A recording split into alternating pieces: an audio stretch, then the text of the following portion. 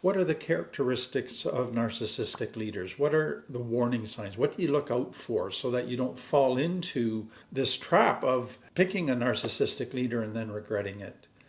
In past videos, I've talked about characteristics of narcissists, and so there's going to be a bit of overlap, but this is really focusing on what does a narcissist look like as a leader?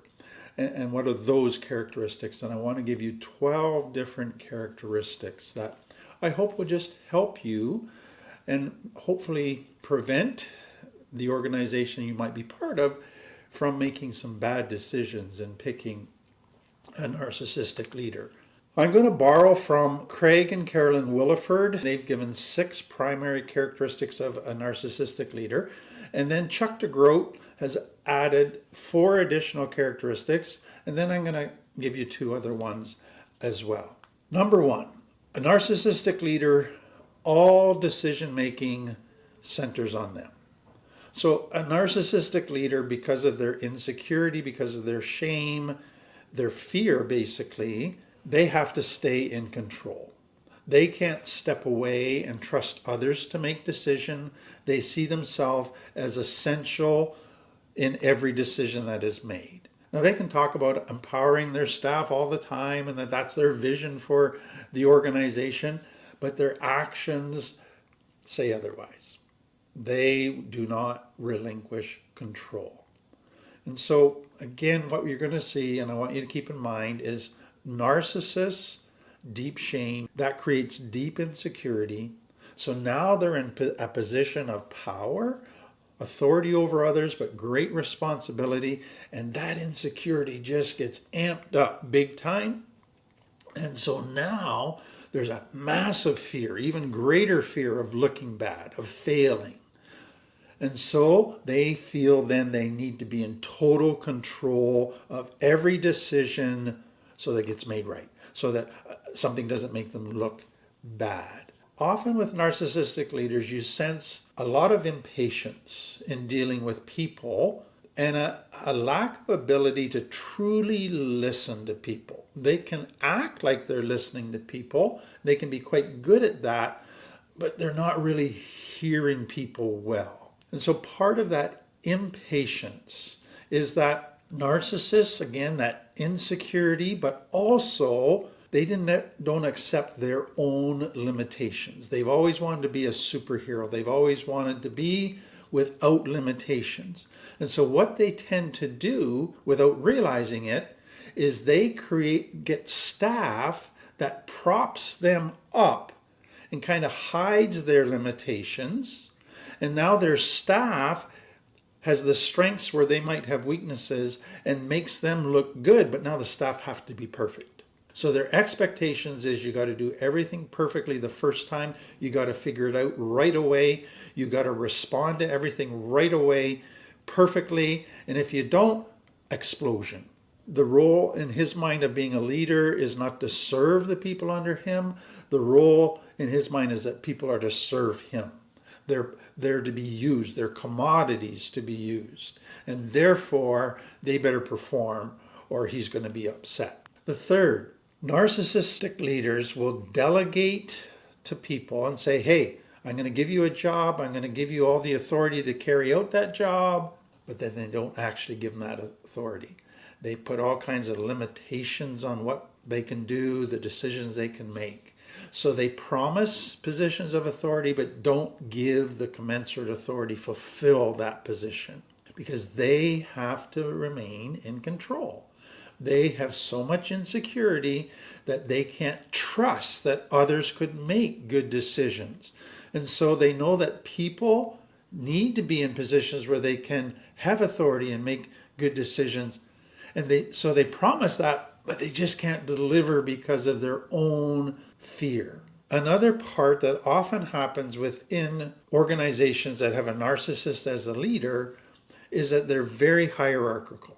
So everybody's very aware that they're just a staff member, but the boss is the boss. The fourth one is that with narcissistic leaders, there's usually feelings of entitlement.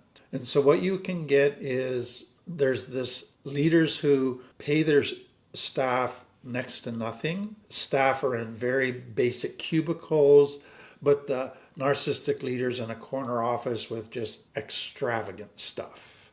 So very, very different in kind of what he feels entitled to as far as what his office is like and what his salary is like compared to what everybody else is like.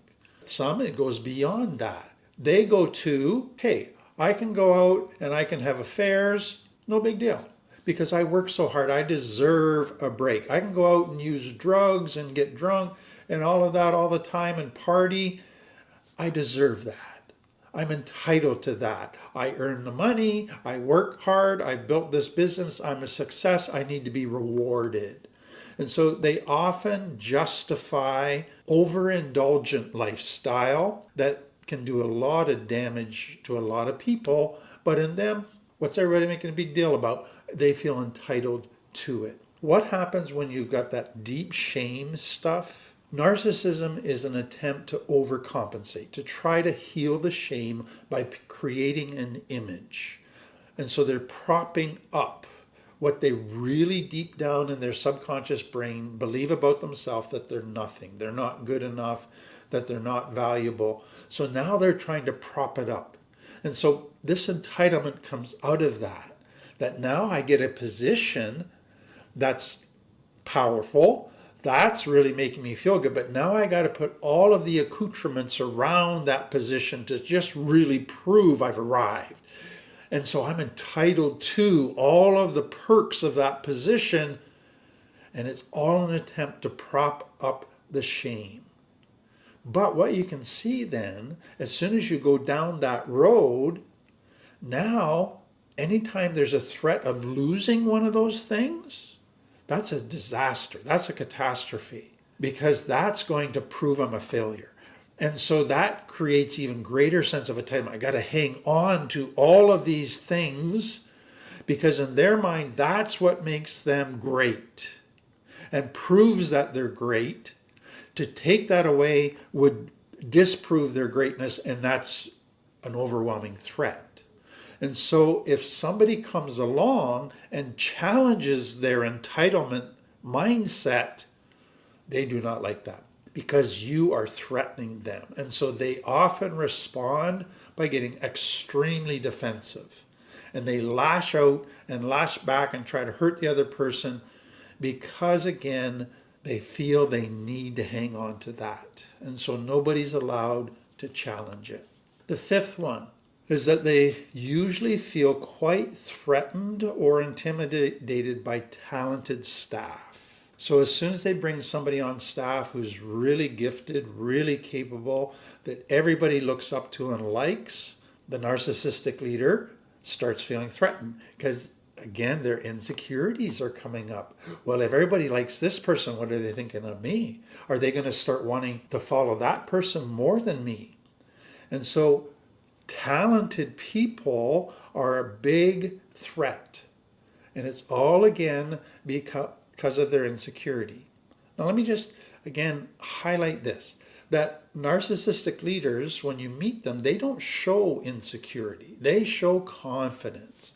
They show capability. On the outside, they just look like they have zero insecurities, but they are driven by insecurities. That's why they put on such a powerful mask.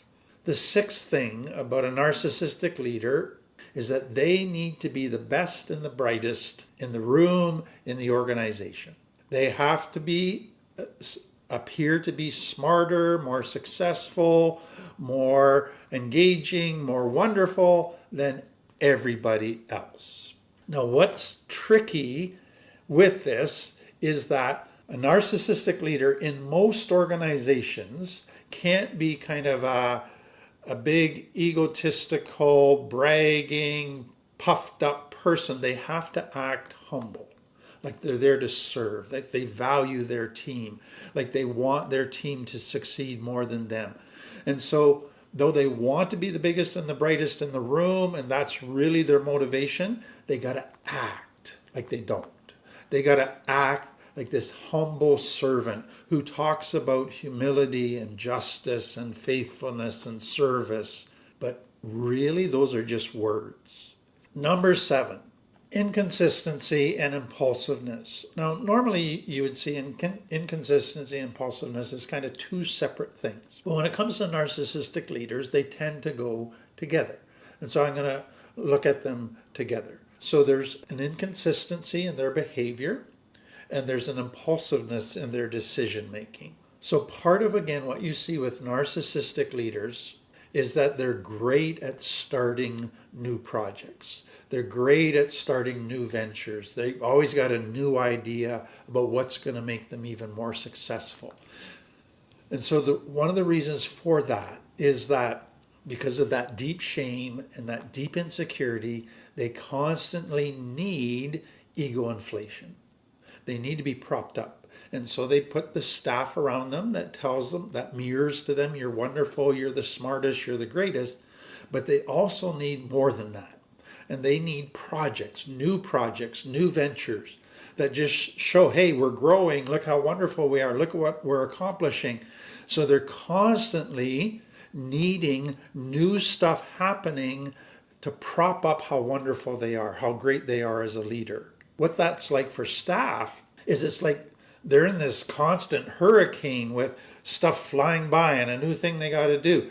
And it's just going in this almost chaotic environment, trying to keep up with the next thing the narcissistic leader is demanding, and that becomes exhausting.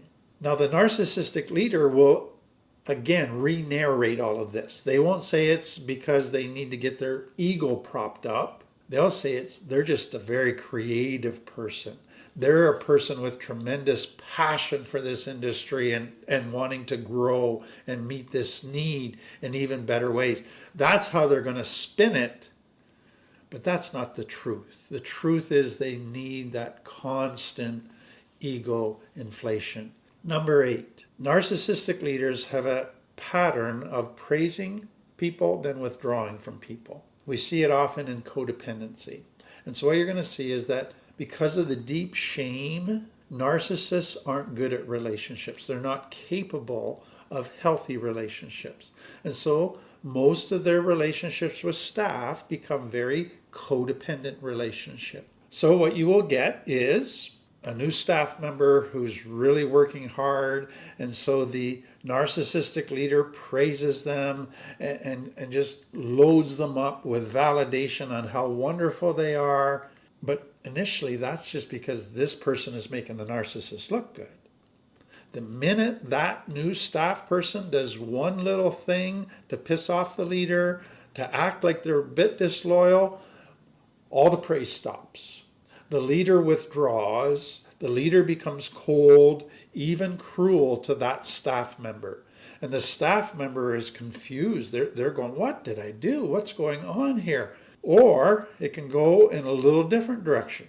This narcissistic leader praises a staff member, but that's not designed to be a one-way street. That's actually got strings attached. There's a hidden agenda to that. And that is, I'm praising you so that's your cue to praise me. And so if the narcissistic leader gives praise to the staff member, but the staff member doesn't give what the narcissistic leader thinks is sufficient praise back, now the narcissistic leader is upset. And he's going to withdraw. He's going to now punish that staff person for not giving enough appreciation to him for being such a great leader. So again, what you see is the narcissist sets up relationships where he's giving in order to get. Codependent relationships. Number 9, intimidation of others. This is huge within a narcissistic leader's repertoire. They have to be intimidating. That's how they get respect. That's how they get obedience. That's how they garner loyalty, is you create fear. And so you're full of insecurity and fear yourself. Now you create an environment of insecurity and fear. And that in your mind is going to result in people giving you extra loyalty, extra praise, fawning, doing what you want, submitting to you. So intimidation becomes a key way of manipulating people to do what you want. So there's 2 types of intimidation that they use. So one is kind of overt bullying types of intimidation, direct intimidation. So they threaten to terminate you. There's always a condescending attitude towards you. There's long stare downs in staff meetings. There's cutting comments about you, or they remove you from a position. So that abuse of power in very obvious ways is very intimidating. But then some are good at indirect intimidation. And that is they just kind of withdraw from you. They punish you by withholding their attention, by not giving you comments, by not meeting with you. And if you ask for a meeting, they postpone it. They don't follow through on it. And so you find yourself, as a staff member, all of a sudden it felt like you were in the inner circle with this leader, and now you're on the outside. And you don't know quite what to do. You don't have anything you can point to that you actually did wrong. All of a sudden you're just on the outside and you don't know how to get back in. And so that's an indirect type of intimidation. Chuck DeGroat's coined the phrase Fauxnerability, and it's a twisted form of vulnerability. So it's the appearance of being vulnerable and transparent, but not really being. So what many narcissist leaders discover when they watch other organizations is that people really respect a leader who is vulnerable, who's open, who's very humble and honest about what's going on in their life. And it causes people to admire them, to open up themselves. It creates a really good team environment, a safe environment, and those companies flourish. And so the narcissist goes, oh, okay, vulnerability, but they've got so much shame and so much insecurity, they can't be truly vulnerable. So they fake vulnerability. So they can start saying, oh yeah, I used to struggle all the time with lust. And that looks like they're being vulnerable. Meanwhile, they're having a hidden affair, but they're not going to tell you about that.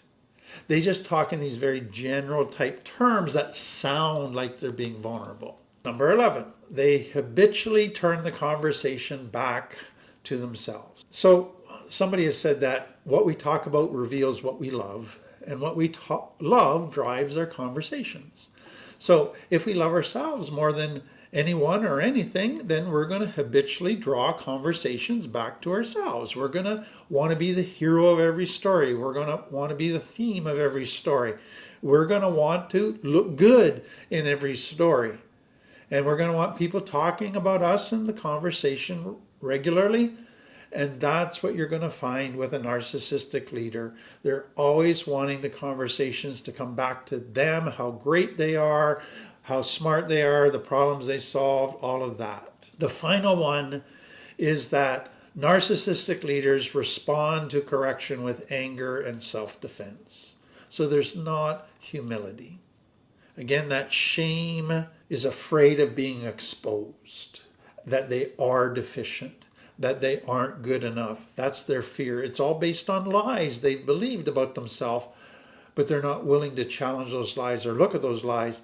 And so now they're protecting themselves. That shame, don't want anybody to see them accurately, don't want anybody to expose what they fear is the truth about them. So if anybody corrects them, instead of being able to receive that and go, yeah, I need to look at that, I need to change, I need to grow. No, that's too threatening, too scary. They lash out. They get defensive. They try to hurt the other person back. They respond in anger. And so narcissistic leaders do not receive criticism, input that might make them look bad. So those are 12 characteristics of narcissistic leaders.